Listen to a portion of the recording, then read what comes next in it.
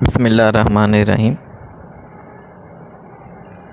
Student, आज जो है वो हम एक इम्पोर्टेंट टॉपिक जो है वो डिस्कस करेंगे, डीएनए सीक्वेंसिंग। डीएनए सीक्वेंसिंग जो है वो मॉडर्न एरा के अंदर जो है वो एक इजी प्रोसेस है, मशीन डिपेंडेंट प्रोसेस है, इजीली जो है वो सीक्वेंस हो जाता है। लेकिन हम जो है वो यहाँ पे जो मेथड डिस्कस करेंगे डीएनए को सीक्वेंस करने का, वो है सेंगर्स मेथड। ये सेंगर ने ये मेथड जो है वो तब डेवलप किया जब जो है वो इतनी ज़्यादा टेक्नोलॉजीज़ जो हैं वो मौजूद नहीं थी।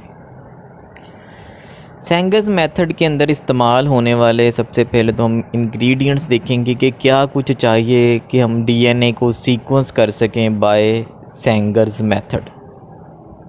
सबसे पहले जो चीज़ हमें चाहिए वो तो है एक एंजाइम, डीएनए पॉलीमरेज। इस एंजाइम का आपको पता है, ये एंजाइम जो है वो डीएनए की सिंथेसिस करता है, लेकिन इसकी सिंथेसिस को स्टार्ट करवाने के लिए जो है वो एक प्राइमर जो है वो नीडेड होता है। मतलब ऑलरेडी एक स्मॉल पीस जो है वो हमारे पास मौजूद होना चाहिए, ये उसको इलोंगेट करेगा। बजाते खुद ये जो सिंथेसिस है डीएनए की, ये उसको जो है वो शुरू नहीं करवा सकता। तो एक तो ये एंजाइम चाहिए डीएनए पॉलीमरेज, जो कि डीएनए की सिंथेसिस करवाता है। दूसरी चीज़, जैसे मैंने आपको बताया कि उसको काम करने के लिए एक प्राइमर चाहिए होता है, कि शॉर्ट पीस होता है डीएनए का, टेम्पलेट होता है, जो कि हम उस सीक्वेंस के साथ जिसको जोड़ देते हैं, जिसको हमने एक्चुअली क्या करना है, सीक्वेंस करना है, उसको हमने अभी सीक्वेंस जिसका मालूम करना है। तो ये शॉर्ट पीस है डीएनए का, सिंगल स्टैंडर्ड डीएनए का। इसके बाद जो है वो हमें मोस्ट इम्पोर्टेंट इस सेंगर मेथड के इंग्रेडिएंट में वो हैं 4 न्यूक्लियोटाइड्स जो कि नॉर्मल हैं, जैसे deoxy adenosine triphosphate, deoxy thymine triphosphate. इसी तरह ये साइटिडीन का है, ये ग्वानोसिन का है। के बाद हमें वो पीस चाहिए डीएनए का जिसको हमने क्या करना है, सीक्वेंस करना है। और सबसे इम्पोर्टेंट चीज़ जो यहाँ पे इस्तेमाल होती है वो है न्यूक्लियोटाइड जो कि डाईडीऑक्सी हैं। Dideoxy adenosine triphosphate, dideoxy thymidine triphosphate, dideoxy cytidine triphosphate, dideoxy guanosine triphosphate. इनमें से हर एक को डिफरेंट कलर के साथ जो है वो डाई किया जाता है, डिफरेंट जो है वो कलर स्कीम जो है ये प्रोड्यूस करते हैं, इसको हमने लेबल्ड किया होता है। तो हम देखते हैं कि ये डाईडीऑक्सी और नॉर्मल डीऑक्सी के अंदर फ़र्क क्या है। कि नॉर्मल डीऑक्सी न्यूक्लियोटाइड जो होता है उसमें क्या है कि ये जो कार्बन नंबर है, कार्बन नंबर 2, ये 1 2 3 4 एंड 5, इसकी 2 नंबर कार्बन पे एक ऑक्सीजन मिसिंग होती है। यहाँ पे हाइड्रोक्साइल ग्रुप की बजाय सिंपल H लिखा है, तो इसमें एक ऑक्सीजन जो है वो मिसिंग है, तो इसको हम कह देते हैं डीऑक्सी, कि एक ऑक्सीजन यहाँ पे क्या है, मिसिंग है। जब हम डाईडीऑक्सी कहते हैं तो इसका मतलब है कि यहाँ पे 2 ऑक्सीजन मिसिंग है। किस किस पोजीशन पे, कार्बन नंबर 2 पे और कार्बन नंबर 3 पे। अब देखिए, जब अगर न्यूक्लियोटाइड की बात करें, जब न्यूक्लियोटाइड एक दूसरे से कंबाइंड करते हैं, आपने रेप्लिकेशन का प्रोसेस पिछले सेमेस्टर्स वगैरह में पढ़ा, इसमें आपने देखा कि जो इनके कम्बिनेशन है, एक न्यूक्लियोटाइड की कार्बन नंबर 3 के ऊपर जो हाइड्रोक्साइल ग्रुप मौजूद होता है, वो नीचे वाले न्यूक्लियोटाइड की कार्बन नंबर 5 के ऊपर जो फॉस्फेट ग्रुप है उसके साथ अटैच होगा। लेकिन जब अगर यहाँ पे हाइड्रोक्साइल ग्रुप ही नहीं है, तो फिर यहाँ से चेन जो है वो फर्दर इलोंगेट नहीं हो सकती। ऐसा न्यूक्लियोटाइड जो है वो चेन की इलोंगेशन को रोक देगा, इससे फर्दर जो है वो नया न्यूक्लियोटाइड इसके साथ जो है वो अटैच नहीं हो सकता। तो यहाँ पे डाईडीऑक्सी न्यूक्लियोटाइड जो है वो जहाँ पे लग जाता है, वहाँ से चेन मज़ीद इलोंगेट नहीं हो सकती, क्योंकि इलोंगेट उसने इस कार्बन से होना है, 3 प्राइम कार्बन जो है, और 3 प्राइम कार्बन के ऊपर यहाँ पे हाइड्रोक्साइल ग्रुप मौजूद नहीं है जो कि फास्फेट के साथ क्या कर सके, नए आने वाले न्यूक्लियोटाइड के फास्फेट के साथ बॉन्ड कर सके। इसलिए ये न्यूक्लियोटाइड जो है वो चेन की इलोंगेशन को स्टॉप करवा देते हैं। ये चेन टर्मिनेटिंग न्यूक्लियोटाइड्स हैं। ये हैं क्या, डाईडीऑक्सी। 2 जगहों के ऊपर जो है वो 2 ऑक्सीजन जो है यहाँ पे क्या है, मिसिंग है। अब प्रोसेस देखते हैं कैरी कैसे होता है, और देखें इसमें इस न्यूक्लियोटाइड का बहुत ज़्यादा इम्पोर्टेंट रोल है। सबसे पहला काम तो ये होता है कि हीट के ज़रिए से हमने जिस सीक्वेंस को डीएनए के जिस सीक्वेंस को हमने एक्चुअली सीक्वेंस मालूम करना है, सीक्वेंसिंग करनी है जिसकी, उसको हीट के ज़रिए से जो है वो सिंगल स्टैंडर्ड किया जाता है। सिंगल स्टैंडर्ड करने के बाद उसकी बहुत सारी कापीज़ जो हैं वो पीसीआर टेक्निक के ज़रिए से बहुत सारी कापीज़ जो हैं वो प्रोड्यूस की जाती हैं। इसके बाद उन कापीज़ के अंदर जो है वो जहाँ पे वो हमने कापीज़ बना ली हैं वहाँ पे प्राइमर डालते हैं, ताकि प्राइमर जो है वो एक मतलूबा जगह के ऊपर जाके अपने आप को क्या कर ले, अटैच कर ले। जैसे यहाँ पे आप देख रहे हैं ये हमारा पीस है डीएनए का, इसके साथ ये प्राइमर ने अपने आप को अटैच कर लिया है। इसके बाद हम यहाँ पे न्यूक्लियोटाइड्स जो हैं वो डालना शुरू कर देते हैं। हम दोनों किस्म के न्यूक्लियोटाइड जो हैं वो यहाँ पे डालते हैं। डीऑक्सी न्यूक्लियोटाइड्स भी डालते हैं और डाई डीऑक्सी भी डालते हैं। जो डीऑक्सी न्यूक्लियोटाइड्स हैं उनकी तादाद ज़्यादा डाली जाती है, जबकि डाई डीऑक्सी जो हैं उनकी तादाद थोड़ी कम डाली जाती है। इसके बाद क्या किया जाता है कि यहाँ पे डीएनए पॉलीमरेज एंजाइम जो है वो भी इंसर्ट कर दिया जाता है। ये फॉर एग्ज़ाम्पल आप समझ लें कि हमारा जो है वो डीएनए का पीस है जिसको हमने सीक्वेंस करना है। यहाँ पे इसके साथ जो है वो प्राइमर लगा हुआ है। यहाँ पे पीछे जो है वो जो चेन फर्दर होगी तो यहाँ पे क्या है, इसके साथ प्राइमर लगा हुआ है।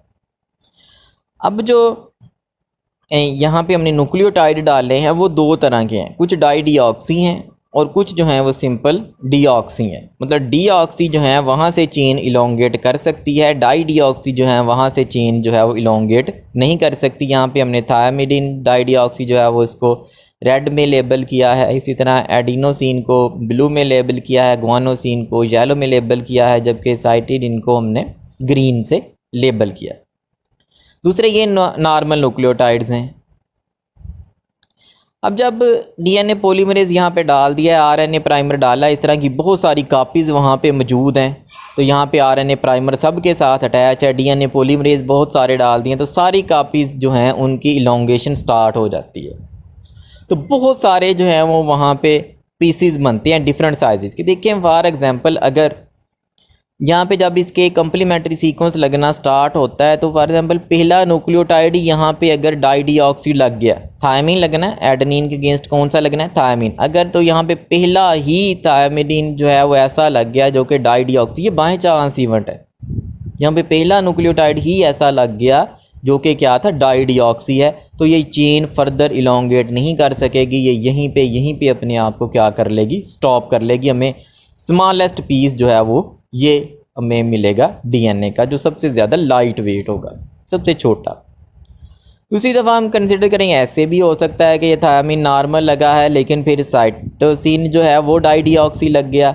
यहाँ पे अगर हम बात करें तो ये सारे नॉर्मल लगते गए, यहाँ पे फिर आके थायमीन यहाँ पे लगना था, ये डाई डीऑक्सी लग गया। यहाँ पे हम कंसीडर करते हैं कि ये इतनी चेन नॉर्मल की लगती गई, लेकिन यहाँ पे एडेनिन जो है वो लगना था, तो ये कैसा लग गया, डाई डीऑक्सी लग गया, लेकिन यहाँ पे नॉर्मल एडेनिन लगा, और फर्दर जो है वो गुआनिन जो है वो कैसा लग गया, di deoxy.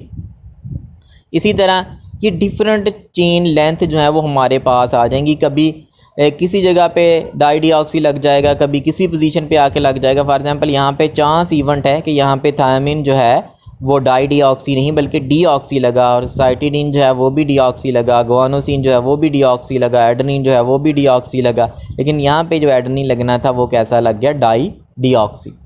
By chance event है, यहाँ पे ही डाई डीऑक्सी लग गया, लेकिन यहाँ पे इसमें इस चेन के अंदर यहाँ पे इस पोजीशन पे नॉर्मल लगा है और इस पोजीशन पे डाई डीऑक्सी लगा। तो इस तरह की बहुत सारी चेन लेंथ जो है वो हमारे पास आ जाएंगी, कोई कभी किसी जगह पे रुकी होगी, कोई किसी जगह पे रुकी होगी, कोई किसी जगह पे रुकी होगी। ये रुक क्यों रही हैं डिफरेंट जगहों पे, क्योंकि यहाँ पे आके जो न्यूक्लियोटाइड्स लग रहे हैं वो कौन से हैं, डाई डीऑक्सी न्यूक्लियोटाइड्स हैं। तो इन डाई डीऑक्सी न्यूक्लियोटाइड्स की वजह से ये चेन जो है वो डिफरेंट जगहों पे इन्होंने अपने आप को क्या किया है, स्टॉप किया।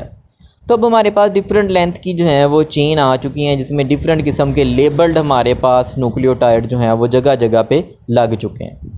फिर इसके बाद अब हम इनको कैपिलरी जेल इलेक्ट्रोफोरेसिस के अंदर जो हैं वो रन करवाते हैं। देखिए जो सबसे लाइट वेट होगा वो सबसे ज़्यादा स्पीड से यहाँ पे क्या करेगा, इलेक्ट्रोफोरेसिस में मूव करेगा। लाइट वेट है वो सबसे ज़्यादा स्पीड के साथ यहाँ से क्या कर जाएगा, मूव कर जाएगा। अब देखें जब यहाँ से न्यूक्लियोटाइड्स मूव करना शुरू करते हैं, लाइट वेट था, स्पीडली मूव किया है, पोर्स में से आसानी से गुजर जाएगा, जहाँ पे जो जेल है उसके पोर में से वो आसानी से गुजरेगा। तो जैसे ही यहाँ पे हमने डिटेक्टर लगाया हुआ है, तो जैसे ही यहाँ से कोई जो है वो चेन गुजरती है तो फ़ौरन उसका कलर डिटेक्शन होती है कि इसमें कौन से कलर का जो है वो न्यूक्लियोटाइड जो है वो मौजूद है। तो यहाँ पे पहला जो है वो गुजरा, सबसे स्मॉलेस्ट जो है वो गुजरा, तो यहाँ पे डिटेक्शन आई कि ये रेड कलर है। तो रेड कलर से कौन सा लेबल है, यहाँ पे थायमिन लेबल है। तो जैसे यहाँ से पहला न्यूक्लियोटाइड, जो पहले चेन जो है वो सबसे पहली चेन वो गुजरेगी जो सबसे छोटी है, जिसमें एक ही न्यूक्लियोटाइड लग पाया और वो क्या हो गई, स्टॉप हो गई।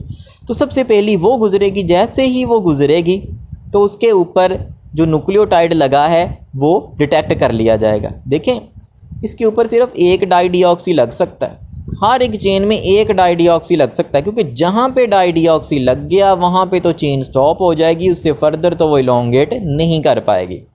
इसलिए जैसे ही पहला सबसे हल्का पीस गुजरता है, ये डिटेक्टर उसको डिटेक्ट कर लेता है कि उसके ऊपर कौन सा कलर है, और कलर से वो मैसेज दे देता है कि यहाँ पे रेड कलर है। तो पीसी जो है वो हमारा वो उसको मैनिपुलेट करता है कि रेड कलर जो है दैट इज़ फॉर थायमिन। तो वो यहाँ पे पहला न्यूक्लियोटाइड जो लगा लेगा वो कौन सा है, थायमिन। उसके बाद उससे भारी जो उससे लेंथ में पीस आ रहा है वो गुजरेगा, जिसमें दो न्यूक्लियोटाइड लेंथ में है। तो जैसे ये गुजरेगा यहाँ पे ग्रीन कलर डिटेक्ट होगा और यहाँ पे मैसेज चला जाएगा कि साइटोसिन लग गया है। इसके बाद फर्दर जो है वो ग्वानोसिन का आ जाएगा, वो यहाँ पे मैसेज चला जाएगा। इस तरह पीसेस जो हैं वो गुजरते जाएंगे अपनी लेंथ की वजह से। सबसे स्मॉल पीस सबसे पहले गुजरेगा, क्योंकि वो जेल इलेक्ट्रोफोर्सिस के अंदर मौजूद जेल के पोर्स में से आसानी से गुजरता जा रहा है। लेकिन जो सबसे लेंथी पीस होगा वो सबसे एंड पे गुजरेगा। तो ये डिटेक्टर जो हैं वो डिटेक्ट करते जाएंगे कि पहले कौन सा गुजरा है, दूसरा कौन सा गुजरा है, तीसरा कलर कौन सा है, चौथा कलर कौन सा है। उन कलर्स की बेस पे फिर यहाँ पे क्या किया जाता है, डिफरेंट न्यूक्लियोटाइड्स जो हैं उनको डिटेक्ट कर लिया जाता है। पीसीएन को एक सीक्वेंस में ले आता है, तो हमारे पास जो डीएनए का पीस है उसका सीक्वेंस जो है वो रेडी हो जाता है। ये सेंगर मेथड है जिसमें हम चेन को डिफरेंट लेंथ के ऊपर क्या करते हैं, टर्मिनेट करते हैं, और इससे हम जो है वो न्यूक्लियोटाइड का सीक्वेंस जो डीएनए के अंदर पाया जाता है उसको डिटेक्ट कर सकते हैं। इसके साथ ही हमारा ये लेक्चर जो है वो ख़त्म होता है। Thank you.